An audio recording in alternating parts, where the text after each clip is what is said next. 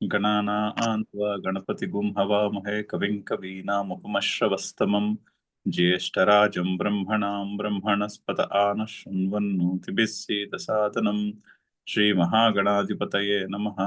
सदाशिवसमारम्भां शङ्कराचार्यमध्यमाम् अस्मदाचार्यपर्यन्तां वन्दे गुरुपरम्पराम्।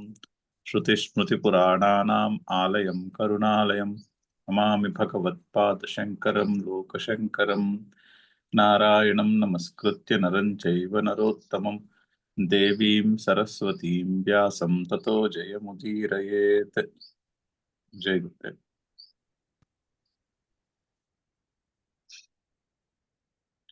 42వ శ్లోకం చదువుతున్నాము. శ్లోకం చదువుతాము. ఇంద్రియాణి పరాణ్యాహుః ఇంద్రియేభ్యః పరం మనః మనసస్తు పరా బుద్ధిః యో బుద్ధేర్పరతస్తు సహ.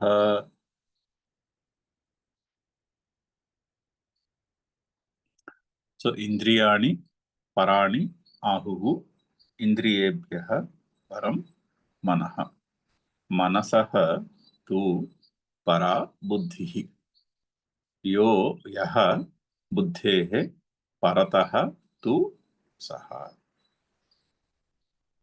అయితే ముందు శ్లోకంలో సర్వానర్థములకు కారణమైనటువంటి కామన ఎక్కడుందో చెప్పారు. ఇంద్రియాణి మనోబుద్ధి అస్య అధిష్టానం ఉచ్యతే. సో కామనను జయించమని కదా ఇన్స్ట్రక్షన్.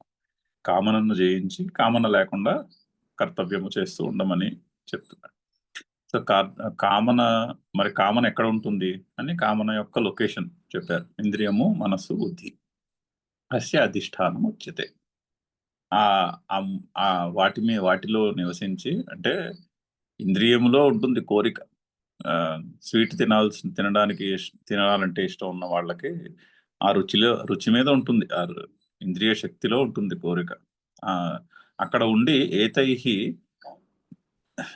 దేహినం జ్ఞానం ఆవృత్య విమోహయతి. వీటి చేత ఆ వాటిలో నివసిస్తూ జ్ఞానమును ఆవృత్య అంటే మనిషికి సరిగా అర్థం కాకుండా చేస్తూ విమోహయతి అంటే వివేకమునను కప్పేసి అనేక విధములుగా మోహింపజేస్తూ ఉంటుంది. ఏం చేయాలి? యతః అందుకని తస్మాత్వం ఇంద్రియాణి ఆదౌ నియమ్య భరతర్షభ పాప్మానం ప్రజహిహి ఏనం జ్ఞాన విజ్ఞాన నాశనం. సో అందుకని నువ్వు ముందుగా ఇంద్రియములను నియమ్య, ఇంద్రియములను వశములో ఉంచుకుని సాధన మొదలెట్టుకుంటున్నారు. సాధనకి కర్మయోగం యొక్క సాధనకి ఫస్ట్ స్టెప్ ఏం చేయాలంటే ఇంద్రియ నిగ్రహము అలవర్చుకోవాలి. ఆదౌ ఇంద్రియాణి నియమ్య, నిగ్రహించుకుని ఇంద్రియములను వశములో పెట్టుకుని పాప్మానం ప్రజహి, పాప్మానం అంటే కామనతో చేసే పనులను, కామ్యకర్మలను ప్రజహి పరిత్యజించుము. ఎందుకు? ఏనం జ్ఞాన విజ్ఞాన నాశనం. ఎందుకంటే ఇది జ్ఞాన విజ్ఞానములను రెండింటినీ కూడా నాశనం చేస్తుంది అని చెప్పారు. సో జ్ఞానము అంటే థియరిటికల్ అండర్స్టాండింగ్, విజ్ఞానము అంటే అది అనుభవంలోకి ట్రాన్స్లేట్ అయ్యి మన స్వరూపంలో భాగముగా అయిపోవట, అది విజ్ఞానం. సో జ్ఞాన విజ్ఞాన నాశనము, జ్ఞానమును విజ్ఞానమును కూడా నాశనము చేస్తుంది. సో అయితే ఇంద్రియాణి ఆదౌ నియమ్య కామం శత్రుం జహిహి ఇది యుక్తం. ఈ కామన అనే శత్రువును పరిత్యజించుము అని ఆల్రెడీ చెప్పారు. తత్ర కిమాశ్రయ కామం జహ్యాదితి ఉచ్యతే.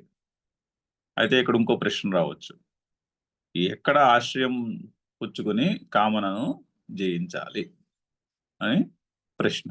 అంటే ఏంటంటే మనిషికి కామనయే తన స్వరూపము అని అనిపిస్తూ ఉంటుంది. అంటే జీవితాంతము కామన కోరికను బట్టి జీవితాన్ని నడుపుట అనే ఒక కండిషనింగ్ లో పడిపోతాడు మనిషి. సో కామన మన స్వరూపము కాదు అని చెప్పాలి. అయితే మరి కామన స్వరూపము కాదు, అయితే మరి స్వరూపం ఏమిటి? మరి ఆ స్వరూపం ఏంటో చెప్పాలి. స్వరూపం ఏంటో చెప్తే ఆ స్వరూపంలో నిలిచి ఉండి నిలకడగా కామనను జయించు. సో అలా చెప్పాల్సి ఉంది. అలా చెప్తే అక్కడతో కంక్లూడ్ అవుతుంది చెప్పడం. అందుకని ఈ శ్లోకం. ఇది కఠోపనిషత్తు నుంచి వచ్చిన శ్లోకం అని మంత్రం అని చెప్పుకున్నాం ఇది వరకు కూడా. ఇంద్రియాణి పరాణి ఆహుహు. అంటే ఇక్కడ పరశబ్దము వేదాంతంలో చాలా చాలా సార్లు వస్తుంది. సో పరశబ్దము దాన్ని కరెక్ట్ గా ఇంగ్లీష్ లో తెలుగులో చెప్పాలంటే అధిగమించుట అని అర్థం. అధిగమించుట అంటే ట్రాన్సెండింగ్ అనే అనే పదము ఇంగ్లీష్ లో దానికి కరెక్ట్ ట్రాన్స్లేషన్ ఈ పరశబ్దం నాకు. సో ఇంద్రియాణి పరాణి ఆహుహు. ఇంద్రియములు పరములని చెప్తున్నారు. నేను చెప్పట్లేదు, ఇది ఆల్రెడీ ఇది వరకు పెద్దలు చెప్పారు అని చెప్తున్నాడు. ఏమని చెప్పారు? ఇంద్రియములు పరము అంటే ఇంద్రియములు అధిగమించినవి. దేనిని? శరీరం. అంటే సూక్ష్మత్వాన్ని బట్టి చెప్తున్నారు. శరీరము కంటే సూక్ష్మమైనవి ఇంద్రియములు. ఇంద్రియేభ్య పరం మనః. ఇంద్రియముల కంటే సూక్ష్మమైనది మనస్సు. మనస్సు అనగా సంకల్పము, వికల్పము పుట్టే చోటు. ఆ ఫ్యాకల్టీకి మనసు అని పేరు. అంటే స్వీట్ ఇష్టం ఉన్న వాళ్ళకి స్వీట్ కనిపించిన వెంటనే స్వీట్ తింటే బాగుంటుంది కదా అని అనిపిస్తుంది. ఆ ఫ్యాకల్టీకి మనస్సు అని పేరు. సంకల్పము, వికల్పము దాని స్వరూపం. మనసః పరా బుద్ధి. మనస్సు కంటే పరమైనది బుద్ధి, అంటే నిశ్చయాత్మకమైన శక్తి. స్వీట్ తినాలి అని అనిపించిన వెంటనే తినాలా వద్దా అనే నిర్ణయం తీసుకునే ఒక కేపబిలిటీ ఉంది. ఆ నిశ్చయాత్మక శక్తికి బుద్ధి అని పేరు. యహ బుద్ధేహ పరతః సహ. అంటే బుద్ధి కంటే పరమైనది మన స్వరూపం చెప్తున్నారు. సో మనసు, బుద్ధి, ఇంద్రియము, శరీరము ఈ నాలుగు కూడా స్వరూపము కాదు అని చెప్తున్నటువంటి మాట. మరి ఏమిటి స్వరూపము అంటే ఈ నాలుగింటిని కూడా ప్రకాశింపచేసే ప్రకాశ రూపమైనటువంటి తత్వం ఒకటి నాలో ఉన్నది. ఆ ప్రకాశమే నా స్వరూపం అని చెప్పి. అంటే చాలా ఇంపార్టెంట్. ఎందుకంటే లాస్ట్ లో కూడా మనిషికి ఆఖరి క్షణములలో తన జీవితం అంతా గుర్తొస్తుంది. అప్పుడు ఆ ఆఖరి క్షణములలో నేను వాట్ యు హ్యావ్ అన్నదానికి విలువ ఉండదు. నేను ఏమిటి నా దగ్గర ఏముంది అన్నదానికి ఇంకా అక్కడే ఆ టైంలో విలువ ఏముండదు. అప్పుడు క్లియర్ గా అర్థమవుతుంది నా దగ్గర ఏమున్నా కూడా అది కూడా తీసుకెళ్ళలేమని. సో మిగిలేది ఏమిటంటే నేను ఎవరు. సో అదే అంటారు, మృత్యువు నీ దగ్గర ఏమున్నది అని అడగదు. మృత్యువు నువ్వు ఎవరు అని అడుగుతుంది ఫైనల్ గా. Last question. దానికి సమాధానాన్ని బట్టి నెక్స్ట్ ఏం జరుగుతున్నది అని. సో ఆ విధంగా చూసినా కూడా ఇది చాలా ఇంపార్టెంట్. ఇది ఇంద్రియము, మనస్సు, బుద్ధి, శరీరము ఈ సంఘాతం ఏదైతే ఉన్నదో అది నా స్వరూపము కాదు. శంకర్లు వేరే చోట చెప్పినట్టు మనోబుద్ధి అహంకార చిత్తాన్ని నా అహం. ఆ మనస్సు, బుద్ధి, అహంకారము, చిత్తము, శరీరము ఆ సంఘాతం ఏదైతే ఉన్నదో అది కాదు. అంటే అవన్నీ కూడా బుద్ధికి అందేటటువంటి విషయములు. బుద్ధికి ప్రత్యక్షముగా తెలుస్తూ ఉంటుంది శరీరం. సో బుద్ధికి ప్రత్యక్షముగా తెలిసేటటువంటి విషయములు నా స్వరూపము కాదు తెలియాలి. మరి ఏమిటి నా స్వరూపము అంటే బుద్ధిని ప్రకాశింపచేసే శక్తి ఒకటి ఉన్నది. ఆ బుద్ధిని ప్రకాశింపచేసి ఏ ప్రకాశములో అయితే నా బుద్ధి పనిచేస్తుందో అది నా స్వరూపము. గాయత్రి మంత్రంలో కూడా అదే చెప్తారు కదా. గాయత్రి మంత్రంలో కూడా మంత్రం అదే, తత్సవితుః వరేణ్యం భర్గో దేవస్య ధీమహి ధియో యో నః ప్రచోదయాత్. ఏ వెలుగు అయితే నా బుద్ధిని ధియో యో నః మా యొక్క బుద్ధిని ఏ వెలుగైతే ప్రకాశింపచేస్తోందో అట్టి ప్రకాశమును నేను ధ్యానిస్తున్నాను. అది మంత్రము. బాహ్యముగా చూసుకుంటే ఎదురుగుండా కనిపించేటటువంటి సూర్య భగవానుడు, ఆంతరంగికంగా చూసుకుంటే నా హృదయంలో ఉన్నటువంటి వెలుగు కూడా అదే అనే అర్థంతో చెప్తున్నటువంటి మంత్రం. సో బుద్ధి కంటే పరమైనటువంటి ప్రకాశము అయిన శక్తి ఏదైతే ఉందో అది నా స్వరూపము. ధియో యో నః ప్రచోదయాత్ భర్గో దేవస్య ధీమహి. ఆ ప్రకాశమును ధ్యానించుచున్నాము. ఇక్కడ కూడా అదే చెప్తున్నారు చూడండి. అక్కడ అది మన స్వరూపము ఆ ప్రకాశము అని తెలుసుకుని కామనను జయించుము అని అని ఇన్స్ట్రక్షన్. చాలా చక్కని ఇన్స్ట్రక్షన్. ఇంద్రియాణి పరాణి ఆహుః ఇంద్రియేభ్యః పరం మనః మనసః తు పరా బుద్ధిః యః బుద్ధేః పరతః తు సహ. సో ఇంద్రియములు కంటే పరమైనవి ఇంద్రియములు పరాణి పరములు ఆహుః అని చెప్తున్నారు అని చెప్పారు. ఇంద్రియేభ్యః ఇంద్రియముల కంటే పరం మనః మనస్సు పరము అంటే సూక్ష్మమైనది. మనసః అది కూడా పంచమియే. ఇంద్రియేభ్యః పంచమి. మనసః మనసు కంటే పరా బుద్ధి సూక్ష్మమైనది. పరా అంటే సూక్ష్మము, ట్రాన్సెండింగ్ ఇంగ్లీష్లో. యః బుద్ధేః కూడా పంచమినే. బుద్ధేః పరతః సహ. ఏది అయితే బుద్ధి కంటే పరమైనటువంటి తత్వము ఉన్నదో అది నీ స్వరూపము. ఆ స్వరూపములో నిలకడగా ఉండి కామనను జయించుము. అది ఇన్స్ట్రక్షన్. చదువుదాం శంకర్ల భాష్యము. ఇంద్రియాణి శ్రోత్రాదీని పంచ అంటే ఇంద్రియములంటే శ్రోత్రాదీని పంచ. వినికిడి యొక్క శక్తి, చూపు యొక్క శక్తి, వాసనను గ్రహించే శక్తి, రుచిని గ్రహించే శక్తి, స్పర్శను తెలుసుకునే శక్తి, 5 ఇంద్రియ శక్తులు. అది శ్రోత్రాదీని పంచ 5 శక్తులు. దేహం స్థూలం బాహ్యం పరిచ్ఛిన్నం చ అపేక్ష. సో ఇంద్రియములు పరమైనవి అని చెప్తున్నారు కదా. పరం అంటే దేనికంటే పరమైనవి అంటే దేహము కంటే. సో దేహం అంటే స్థూలం బాహ్యం పరిచ్ఛిన్నం. సో దేహము బాహ్యముగా స్థూలంగా కనిపిస్తూ ఉంటుంది, అంటే కంటికి కనిపిస్తూ ఉంటుంది, ముట్టుకుంటే తెలుస్తూ ఉంటుంది దేహం. స్థూలం బాహ్యం పరిచ్ఛిన్నం అంటే ఒక దాన్ని ఏమంటారు, ఇండివిజువల్ పీస్గా కనిపిస్తుంది, సెపరేట్ పీస్గా కనిపిస్తుంది. పరిచ్ఛిన్నముగా తెలుస్తూ ఉంటుంది. పరిచ్ఛిన్నము అంటే లిమిటెడ్ అండ్ సెపరేట్ పరిచ్ఛిన్నం అంటే. సో స్థూలం బాహ్యం పరిచ్ఛిన్నం దేహం. అపేక్ష అంటే ఇన్ రిలేషన్ టు దట్ అని అర్థం. స్థూలము బాహ్యము పరిచ్ఛిన్నమైన దేహము కంటే ఇంద్రియాన్ని పరాణి. అదే ఇంకొంచెం ఎక్స్ప్లెయిన్ చేస్తున్నారు. సౌక్ష్మ్యాంతరస్థత్వ వ్యాపిత్వాది. సౌక్ష్మ అంతరస్థత్వ వ్యాపిత్వ ఆది అంటే దేని అపేక్ష అంటే ఇన్ రిలేటివ్ టు అని అర్థం. ఏ విధంగా రిలేటివ్ అంటే సూక్ష్మత్వములో రిలేటివ్, అంటే ఇన్ రిలేషన్ టు శరీరము ఆర్ రిలేటివ్ టు శరీరము ఇంద్రియము సూక్ష్మము.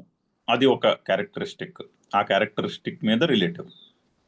ఇంకొకటి అంతరస్థ అంటే ఆంతరంగములో ఉండేది. సూక్ష్మము అంతరస్థమైనది. అంతరస్థత్వము అంటే ఆంతరంగికముగా ఉండుట అనే శక్తి. దానిని అపేక్షించి అంటే ఆ క్యారెక్టరిస్టిక్కి రిలేటివ్గా శరీరము కంటే ఇంద్రియము సూక్ష్మము.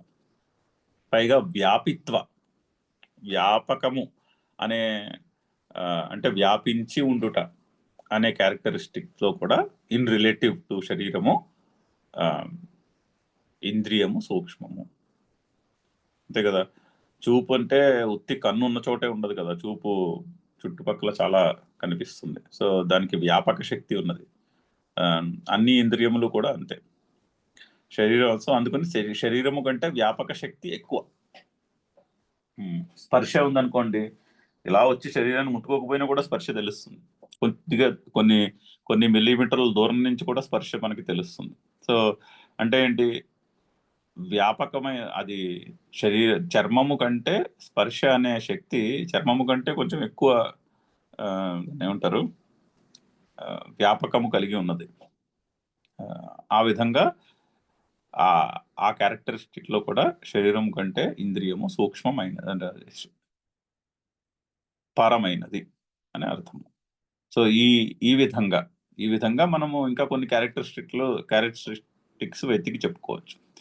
సో అనేక రకములుగా శరీరము కంటే ఇంద్రియము పరమైనది, సూక్ష్మమైనది అర్థం. సో పరాణి ప్రకృష్టాని ఆహుహు, పరం అని చెప్తున్నారు. పరాణి ఆహుహు, పరం అని చెప్తున్నారు. పరము అంటే ట్రాన్సెండింగ్, కరెక్ట్ ట్రాన్స్లేషన్ ట్రాన్సెండింగ్.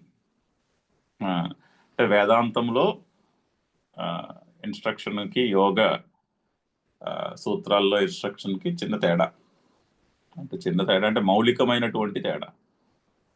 యోగ సూత్రంలో మనస్సుని చిత్తవృత్తి నిరోధ అన్నారు. చిత్తము యొక్క వృత్తులను నాశనం చేయాలి. నిరోధ అంటే బలవంతంగా ఆపేసేయాలి అని యోగ సూత్రముల యొక్క ఇన్స్ట్రక్షన్ అలా స్థూలంగా అలా కనిపిస్తుంది. కానీ దాన్నే ఇంకొంచెం పరిశీలించి చూస్తే ఇక్కడ ఏం చెప్తున్నారు? పరములని చెప్తున్నారు. అంటే మనస్సు కంటే పరమైనటువంటి తత్వము అని చెప్తున్నారు. సో మనస్సును అధిగమించాలి.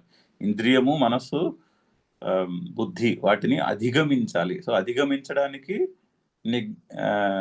నిరోధించడానికి మౌలికంగా తేడా ఉంది. నిరోధము అంటే కొంతవరకు ఫోర్స్ అప్లై చేయాలి, ఫోర్స్ఫుల్ గా మనస్సును కట్టేసేయాలి. అది స్టార్టింగ్ లో హెల్ప్ఫుల్ గా ఉండొచ్చేమో కానీ అది సస్టైనబుల్ కాదు. మనస్సుని కట్టేయడం కుదరదు అలాగా. కాకపోతే ఏం చేయొచ్చు అంటే మనస్సును అధిగమించవచ్చు. మనస్సును అధిగమించడము అంటే ఓకే, ఈ మనస్సు నా స్వరూపము కాదు.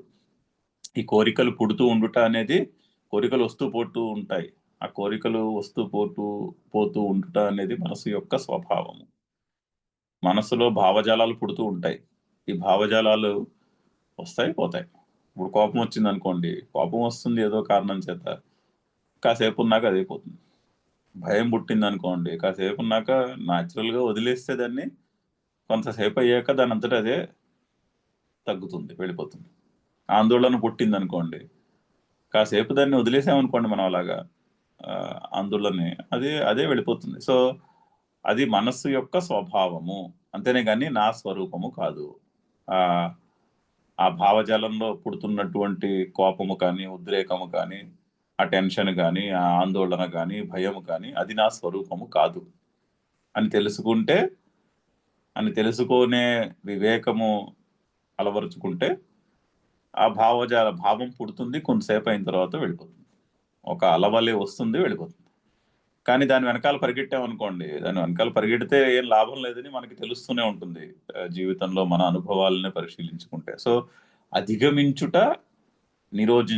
నాకు ఇప్పుడు కోపం రాకూడదు అని బలవంతంగా నాకు కోపం రాకూడదు అనుకుంటే ఏమీ జరగదు. కోపం వచ్చినప్పుడు సర్లే, కోపం వస్తుంది, ఇది మనసు యొక్క స్వభావము, కాసేపు వదిలేస్తే అదే తగ్గిపోతుంది. కోపం వచ్చినప్పుడు ఏమీ మాట్లాడకుండా కాసేపు వేరే పని ఏదో చేసుకుంటే అది పోతుంది అని తెలుసుకున్నాం అనుకోండి, అది అధిగమించుట అయినది. సో అది తేడా. సో ఇక్కడ ఈ విషయము ఆ వ్యత్యాసాన్ని గుర్తించడానికి కర్మయోగము అనుష్ఠానం చేయడంలో చాలా ఉపయోగంగా ఉండడానికి చెప్తున్నటువంటి మాట. సో ఇంద్రియేభ్య పరం మనః. పైగా ఆహుహు అంటే అంటున్నారు. ఎవరంటున్నారు? నేను కాదు, శ్రీకృష్ణుడే అంటున్నాడు. నేనే చెప్పలేదు ఈ మాట, ఇది ఆల్రెడీ ఇది వరకు కూడా చెప్పారు. ఎవరన్నారు? పండితాః. పరాని ప్రకృష్టాని ఆహుహు పండితాః. పరమైనది, ప్రకృష్టమైనది అంటే సూక్ష్మమైనది ప్లస్ దానికంటే దానిని అధిగమించినది అని అర్థం. ఎవరు చెప్తున్నారు? పండితులు చెప్తున్నారు. తథా అంటే అదే విధముగా ఇంద్రియేభ్య పరం మనః. ఇంద్రియేభ్య పంచమి బహువచనము. ఇంద్రియముల కంటే పరమైనది మనస్సు. ఇంద్రియముల కంటే సూక్ష్మమైనది, వారి ఇంద్రియములను అధిగమించినటువంటిది మనస్సు. అంటే ఇంద్రియములను ఇంద్రియముల కంటే సూక్ష్మము, ఇంద్రియముల కంటే అంతరస్థము, ఇంద్రియముల కంటే వ్యాపించి ఉన్నది, వ్యాపకము ఎక్కువ కలది అయినటువంటిది మనస్సు. సో మనస్సుకి చక్కని డెఫినేషన్ చెప్తున్నారు. సంకల్ప వికల్పాత్మకం మనః, అది మనసు యొక్క డెఫినేషన్. మనసు అంటే ఏమిటంటే సంకల్పము వికల్పము అనే అవి పుట్టే ఫ్యాకల్టీ ఒకటి ఉంది. మనలోనే ఆ ఫ్యాకల్టీ ఉన్నది. ఆ ఫ్యాకల్టీకి మనసు అని పేరు. ఎక్కడి నుంచి అయితే సంకల్పాలు వికల్పాలు పుడుతూ ఉంటాయో ఆ ఫ్యాకల్టీకి మనస్సు అని పేరు. సంకల్ప వికల్పాత్మకం మనసు అంటే ఎక్కడి నుంచి పుడుతాయో అన్నది కరెక్ట్ ట్రాన్స్లేషన్ కాదేమో. దేని స్వభావం అయితే సంకల్ప వికల్పములో అది మనస్సు. ఒక్క నిమిషము, తలుపు దగ్గర ఎవరో వచ్చారు, వస్తున్నాను.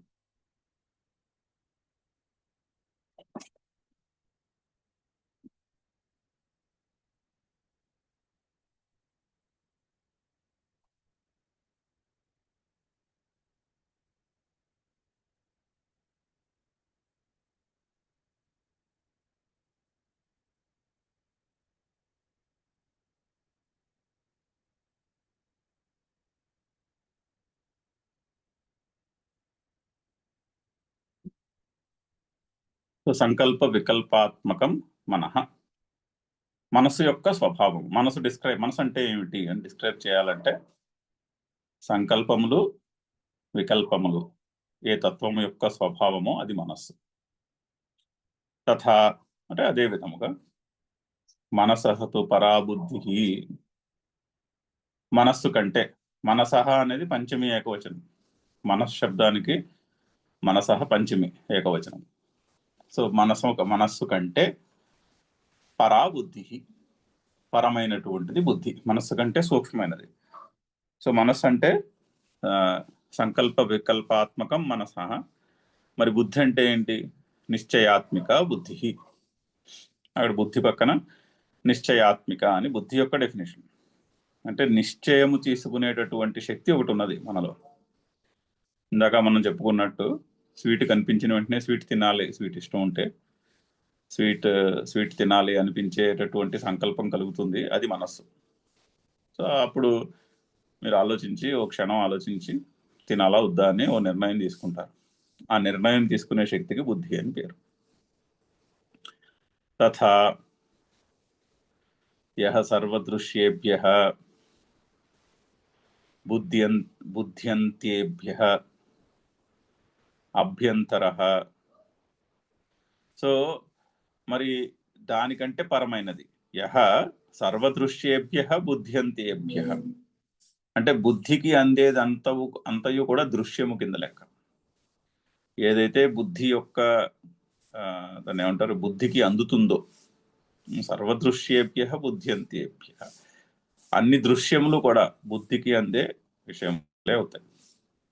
అభ్యంతరః అంటే అన్ని దృశ్యముల కంటే, బుద్ధికి అందేటటువంటి అన్ని దృశ్యముల కంటే అభ్యంతరము అంటే ఆంతరంగికమైనది అని అర్థం. అంటే అంతకంటే సూక్ష్మమైనది. అంటే మన స్వరూపము బుద్ధికి ఎంతవరకు అందుతాయో వాటన్నిటికంటే సూక్ష్మమైనది మన స్వరూపము. బుద్ధికి అందేదంతయు కూడా అది బాహ్య ప్రపంచంలో దృశ్యములో భాగము కిందే లెక్క.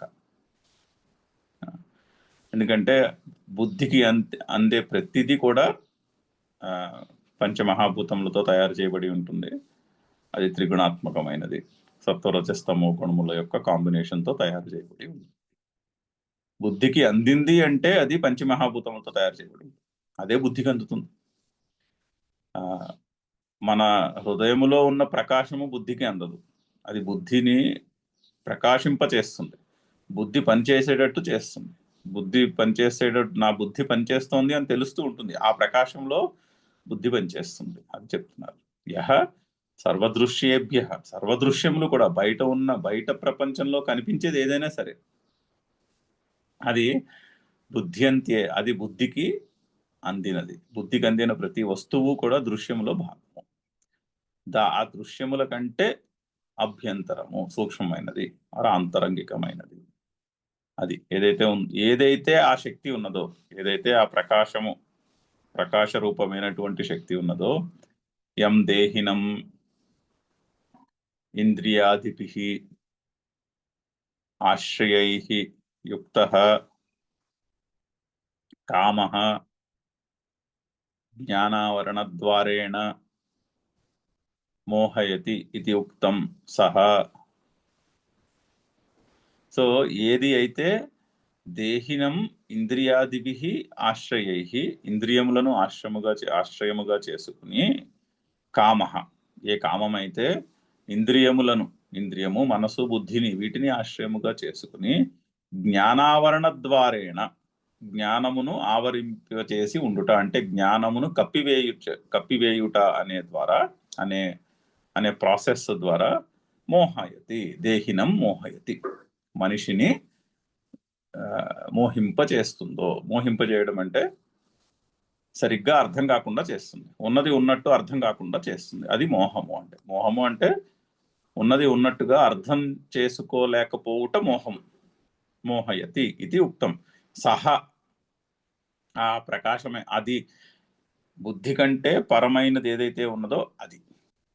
సహ బుద్ధేహే ద్రష్ట పరః ఆత్మ. సహద్రష్ట, ఆ ద్రష్ట అంటే ఆ ప్రకాశము, బుద్ధేహే పరః, బుద్ధి కంటే పరమైనటువంటి అదే ఆత్మ. సహద్రష్ట ఆత్మ, ఆ మూడు కూడా ప్రథమా వచనము, ప్రథమా విభక్తి ఏకవచనం పదాలు. సో ఆ మూడు కలిపి చెప్పుకోవాలి. సహద్రష్ట ఆత్మ, ఆ ద్రష్ట అయినటువంటి ఆత్మ, అంటే ఆ ద్రష్ట స్వరూపమైనటువంటి ఆత్మ. ఆత్మ బుద్ధేహే పర, బుద్ధి కంటే పరమైనది అని చెప్పుకోవాలి. అది మన స్వరూపము యొక్క డెఫినిషన్. అటువంటి ప్రకాశ రూపమైనటువంటి స్వరూపములో ఉండి దాన్ని ఆశ్రయంగా చేసుకుని, అంటే అది తెలుసుకుని, ఓకే ఫర్ ఎగ్జాంపుల్ ఏదో ఎక్కడికో పరిగెట్టి ఏదో చేసేయాలని కోరిక కలిగింది, సినిమాకి వెళ్ళిపోవాలని కోరిక కలిగింది, ఆర్ అక్కడ ఎదురుకుండా కనిపించిన స్వీట్ తినేయాలని కోరిక కలిగింది. అప్పుడు ఓకే, ఈ కోరిక నా స్వరూపము కాదు అని తెలుసుకుని, అది చాలా ఇంపార్టెంట్. ఎందుకంటే జీవితం అంతా కూడా కోరికయే తన స్వరూపం అని గడిపేస్తాడు మనిషి. మనిషికి జీవితం అంటే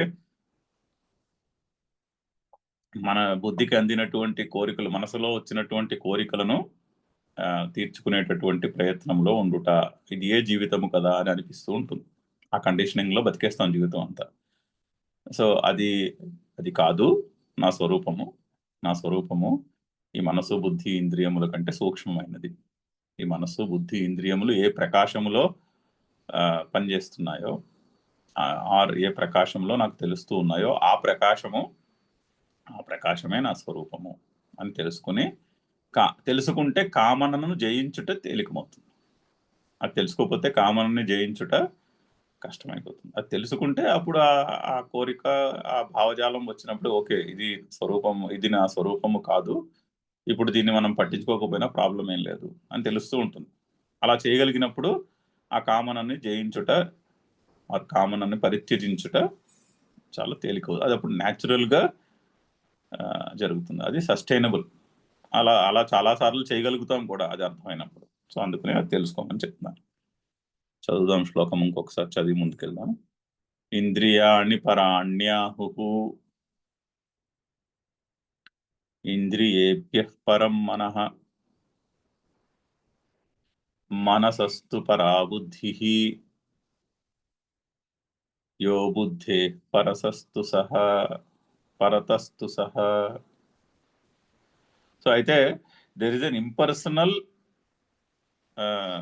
శక్తి, మనలో తత్వం అనండి, ఇంపర్సనల్ తత్వం ఒకటి ఉన్నది.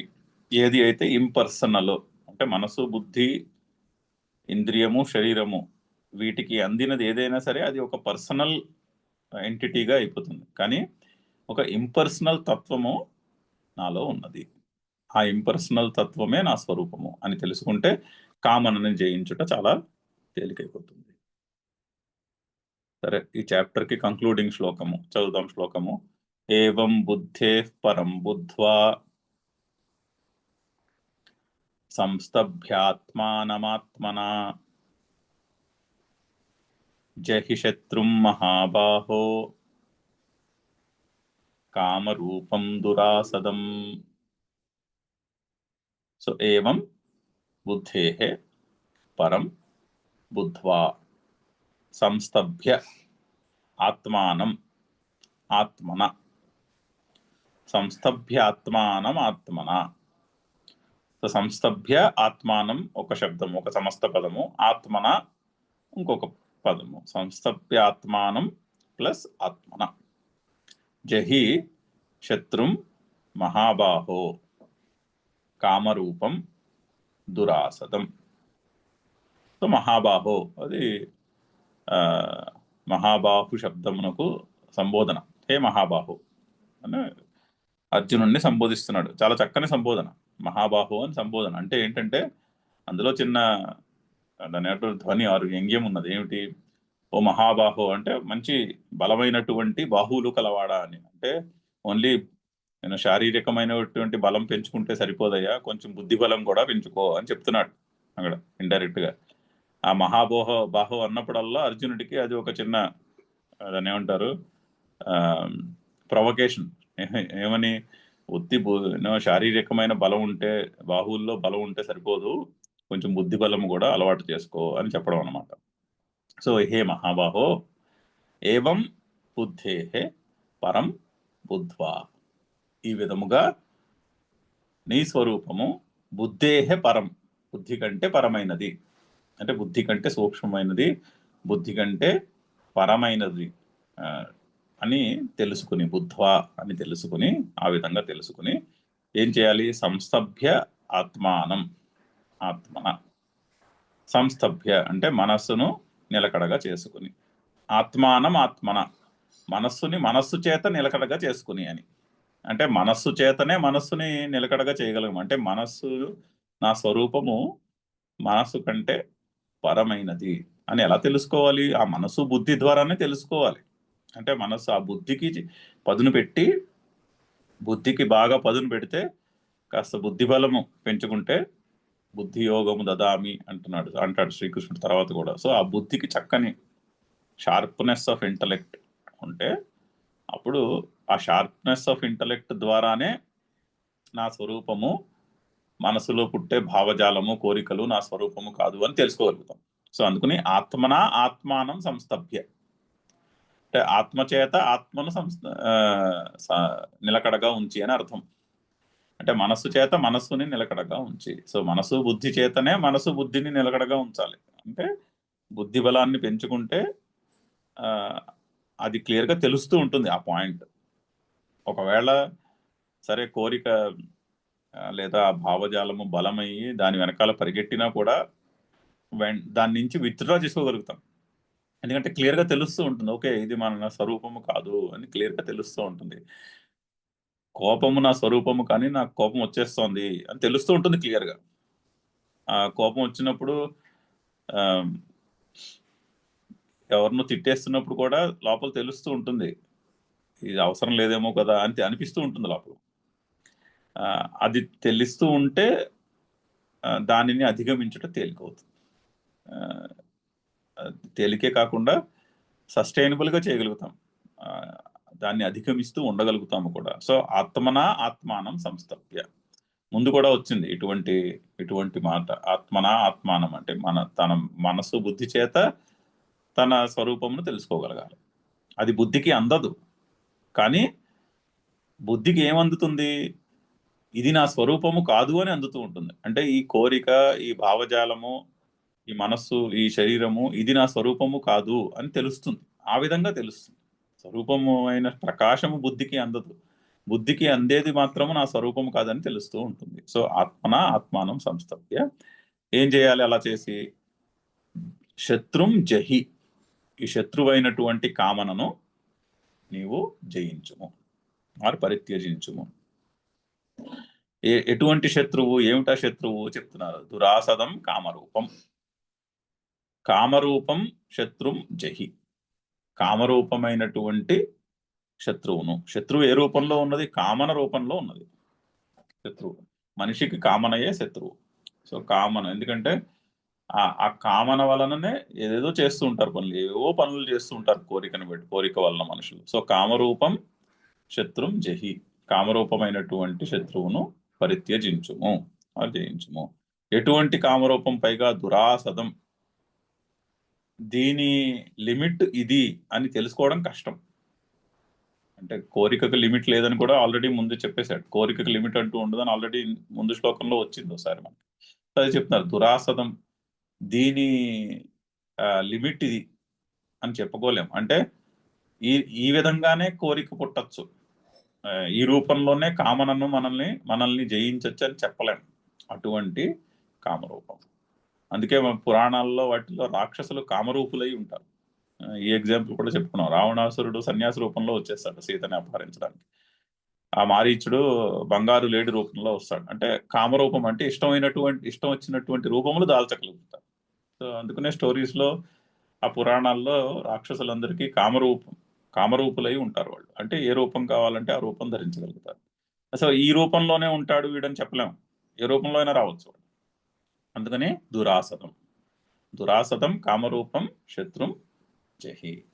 సో కామన అనే రూపంలో ఉన్నటువంటి ఇది ఇంతే అని చెప్పుటకు శక్యము కానటువంటి అయినటువంటి ఆ శత్రువును నీవు జయించగలవు. ఏ విధంగా? చాలా సింపుల్.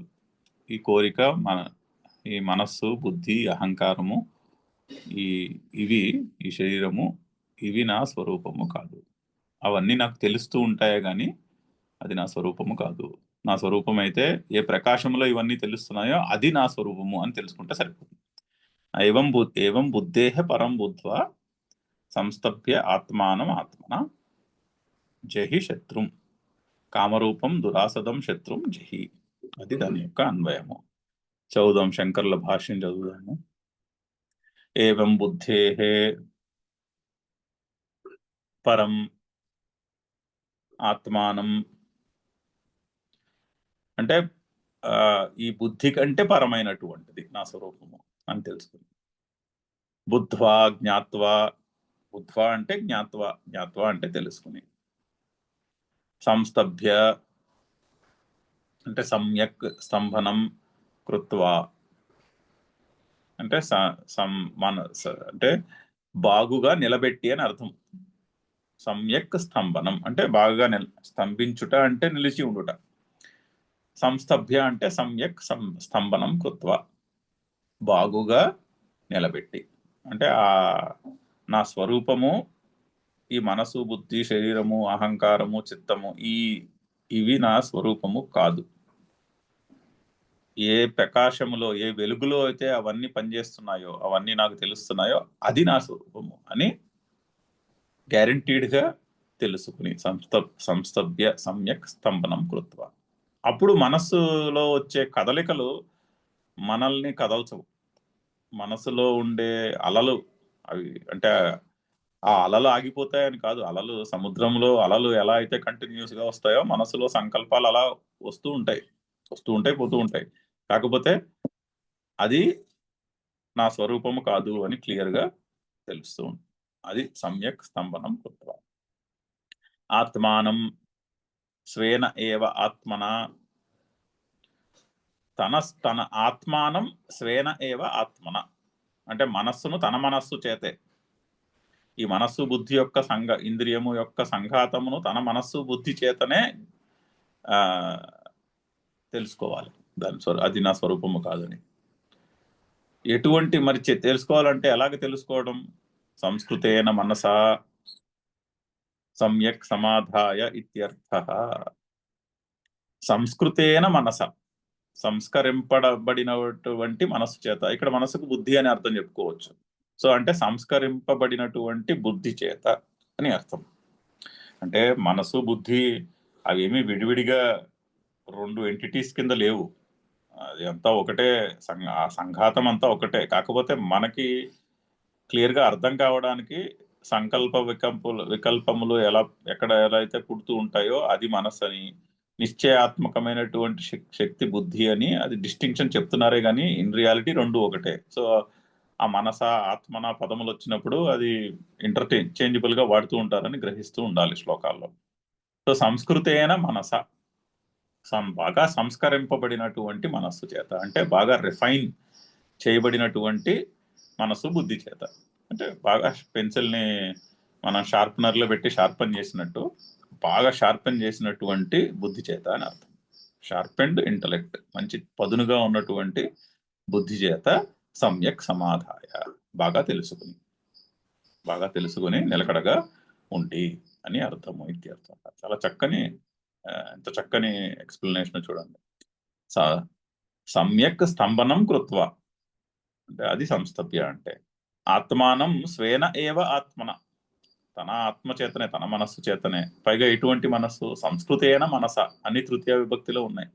సంస్కృతేన మనస ఆత్మన, ఆ మూడు స్వేన, ఆ నాలుగు కూడా తృతీయ విభక్తే. సో అన్ని ఒకటే పదానికి విశేషణాలు అవన్నీ. సో సమ్యక్ సమాధాయ ఇత్యర్థ. ఏం జరుగుతుంది అలా చేస్తే? జహి ఏనం శత్రుం, ఈ శత్రువును నీవు అధిగమించుము, ఆర్ ఈ శత్రువును నువ్వు పరిత్యజించుము. హే మహాబాహో, ఆ మహాబాహో అన్నది సంబోధన ప్రథమా విభక్తి. హే మహాబాహో అని అర్జునుడిని కాస్త దాన్ని ఏమంటారు, కొంచెం ప్రేరేపిస్తున్నాడు అనమాట. బాహుబలమే కాదయా కదా, కొంచెం బుద్ధి బలము కూడా అలవర్చుకో అని. అలా చేస్తే ఏమవుతుంది? ఏనం శత్రుం, ఎటువంటి శత్రువును? కామరూపం దురాసదం. దురాసదం అన్నదానికి చక్కని డెఫినేషన్, ఆ దురాసదం అనే పదము సమస్త పదానికి విగ్రహవాక్యం చెప్తున్నారు. దుఃఖేన ఆసదః, ఆసాదనం ప్రాప్తి అంటే ప్రాప్తి దుఃఖం, కష్టం.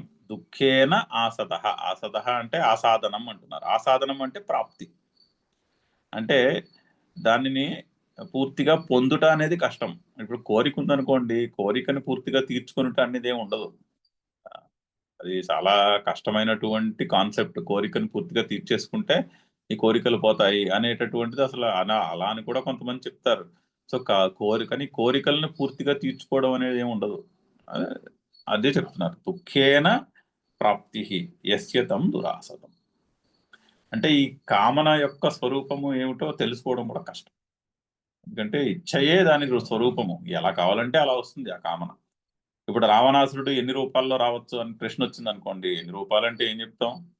వాడికి ఆ శక్తి ఉంది, వాడి కామరూపుడు అతను, అంటే ఏ రూపంలో కావాలంటే ఆ రూపంలో వచ్చేయగలడు.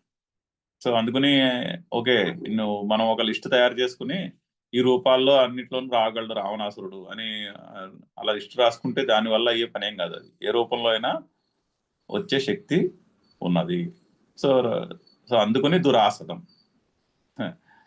ఏమిటి రావణాసురుడు ఎన్ని విధాలుగా రాగలడు అన్న ప్రశ్నకు ఆన్సర్ ఉండదు, ఎన్ని విధాలుగా అయినా రాగలడు. సో అది దురాసదం అన్న పదమునకు అర్థం అది. అదే ఇంకొంచెం ఎక్స్ప్లెయిన్ చేస్తున్నారు. దుర్విజ్ఞేయ అనేక విశేషం ఇది. దుర్విజ్ఞేయ అనేక విశేషం అంటే దానికి ఎన్ని రకాలుగా ఉండొచ్చో అది తెలుసుకున్నట కష్టము. అటువంటి కామన. సో కామనని పూర్తిగా మనము అనలైజ్ చేసి నా స్వరూపంలో ఇన్ని రకాల కోరికలు రావచ్చు, అలాంటి అనాలిసిస్ వల్ల జరిగేది ఏమీ ఉండదు. ఎందుకంటే ఎంత అనలైజ్ చేసినా కూడా ఆ కోరిక ఇంకో కొత్త విధంగా మనల్ని బంధించగలదు. సో అందుకని అలర్ట్గా ఉండాలి. అలర్ట్గా ఉండాలి అంటే ఏమిటి?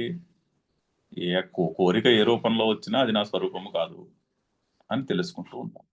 అని తెలుసుకుని కర్తవ్య కర్మానుష్ఠానంలో బిజీగా ఉండమంటున్నాడు.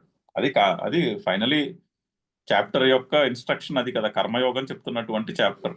ముందు నుంచి కూడా ఇదే విషయం చెప్తున్నాడు. కర్మయోగమును యొక్క అనుష్ఠానము చేయాలి అంటే ఏంటి? కోరికలను పక్కన పెట్టి కర్తవ్య కర్మానుష్ఠానం చేయాలి. జీవితంలో మనకున్న లైఫ్ స్టేజ్ని బట్టి, మనకున్న పరిస్థితులను బట్టి మన కర్తవ్యం, డ్యూటీ ఏమిటో ఆ డ్యూటీ బౌండ్గా నడుచుకుంటూ వెళ్ళిపోవాలి. జీవితం రోజంతటిని కూడా డ్యూటీ బౌండ్ యాక్టివిటీస్తో నింపేసుకోవాలి. అప్పుడు ఈ కామన అనే శత్రువును జయించగలుగుతాము.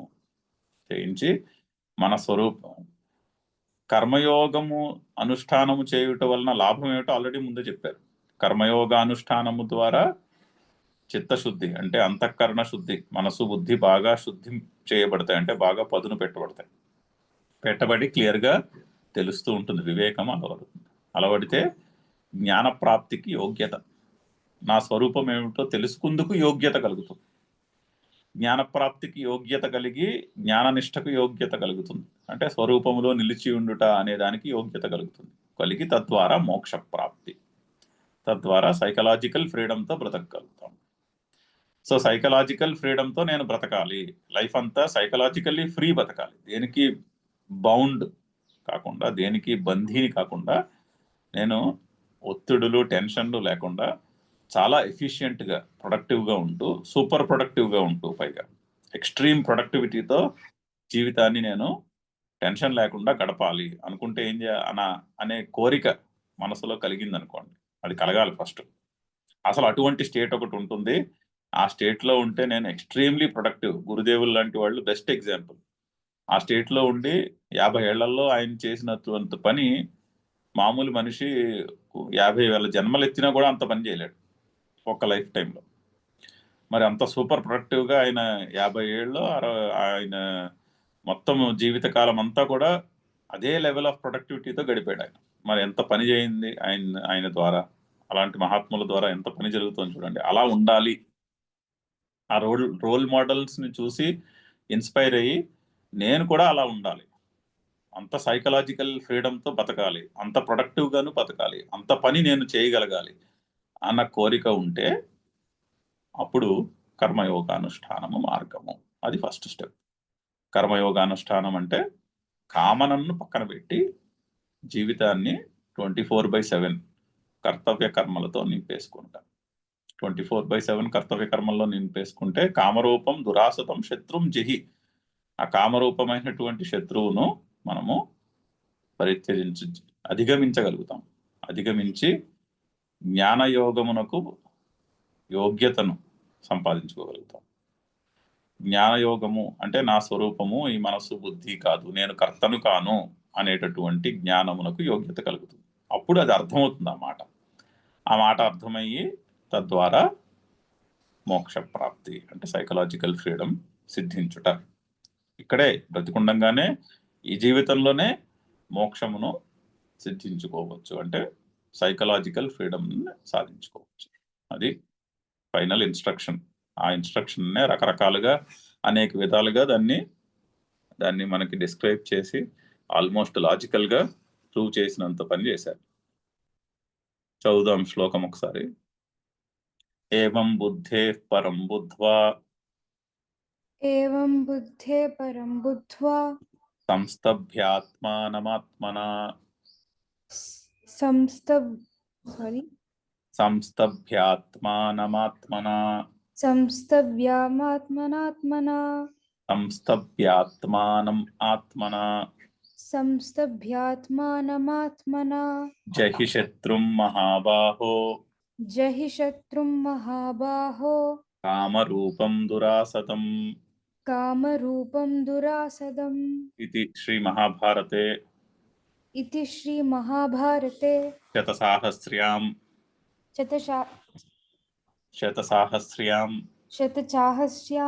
సంహితాయాం వైయాసిక్యాం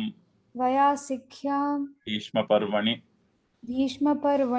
శ్రీమద్భగవద్గీతాసు ఉపనిషత్సు బ్రహ్మవిద్యాయాం యోగశాస్త్రే శ్రీకృష్ణార్జున సంవాదే కామయోగో నామ ద్వితీయోధ్యాయః. సో కామయోగం అనే తృతీయ అధ్యాయము పూర్తయినది. సో ఇది శ్రీ మహాభారతే అంటే మహాభారతమునందు శతసాహస్ర్యాం అంటే 10,000 శ్లోకాలు, ఎన్నో 1,00,000 శ్లోకాలు కలిగినటువంటి మహాభారతమునందు అనే సంహిత యందు వైయాసిక్యాం భీష్మర్ పర్వణి వ్యాసుడు రాసినటువంటి ఈ మహాభారతమునందు భీష్మ పర్వములో అవన్నీ సప్తమి విభక్తి పదాలు. శ్రీమద్ భగవద్గీతాసు ఉపనిషత్సు, భగవద్గీతలు ప్రతి శ్లోకము గీతయే. సో అందుకని భగవద్గీతలలో, ఎటువంటి భగవద్గీతలు? ఉపనిషత్తులైనటువంటి భగవద్గీతలలో బ్రహ్మ విద్యాయాం, దాని సబ్జెక్ట్ మ్యాటర్ బ్రహ్మ విద్య. అంటే ఆత్మస్వరూపము యొక్క విద్యను తెలుపుట భగవద్గీత యొక్క ఫైనల్ గోల్. అది అక్కడ సబ్జెక్ట్ మ్యాటర్. యోగ శాస్త్రే అంటే బ్రహ్మ విద్య అనేటటువంటి యోగ శాస్త్రం. ఇక్కడ యోగము అంటే ఆ, ఆ, పతంజలి యోగము కాదు. యోగము అంటే ఇక్కడ ఆ, మన స్వరూపములో నిలిచియుండుట యోగం. యోగాసనాలు కాదు యోగ శాస్త్రం అంటే. ఇక్కడ యోగము అంటే స్వరూపంలో నిలిచి ఉండుటకు యోగం అని పేరు. యోగ శాస్త్రే అంటే తన స్వరూపంలో నిలిచి ఉండుట అనే శాస్త్రమునందు శ్రీకృష్ణార్జున సంవాదే, కృష్ణుడికి అర్జునుడికి జరిగిన సంవాదము అది. అంటే డిస్కషన్. సంవాదము అంటే తత్వము తెలుసుకునేటటువంటి డిస్కషన్ కి సంవాదము అని పేరు. వితండవాదన కాదు ఇక్కడ కృష్ణుడికి అర్జునుడికి జరుగుతున్నది, అది సంవాదము. అసలు సబ్జెక్ట్ ఏమిటో అర్థం చేసుకోవాలనే ఆ, నా అనే అనే ఒక ఇంట్రెస్ట్ తో అడుగుతున్నటువంటి శిష్యుడు, సబ్జెక్ట్ తెలిసినటువంటి మాస్టర్, వాళ్ళిద్దరికి మధ్యన జరుగుతున్నటువంటి సంవాదమునందు కర్మయోగవ నామ తృతీయ అధ్యాయ, కర్మయోగం అనే పేరు కలిగినటువంటి తృతీయ అధ్యాయము యొక్క సమాప్తి. ఓం పూర్ణమద పూర్ణమిదం పూర్ణాత్ పూర్ణముదచ్యతే పూర్ణస్య పూర్ణమాదాయ పూర్ణమేవావశిష్యతే. ఓం శాంతి శాంతి శాంతి. హరి ఓం.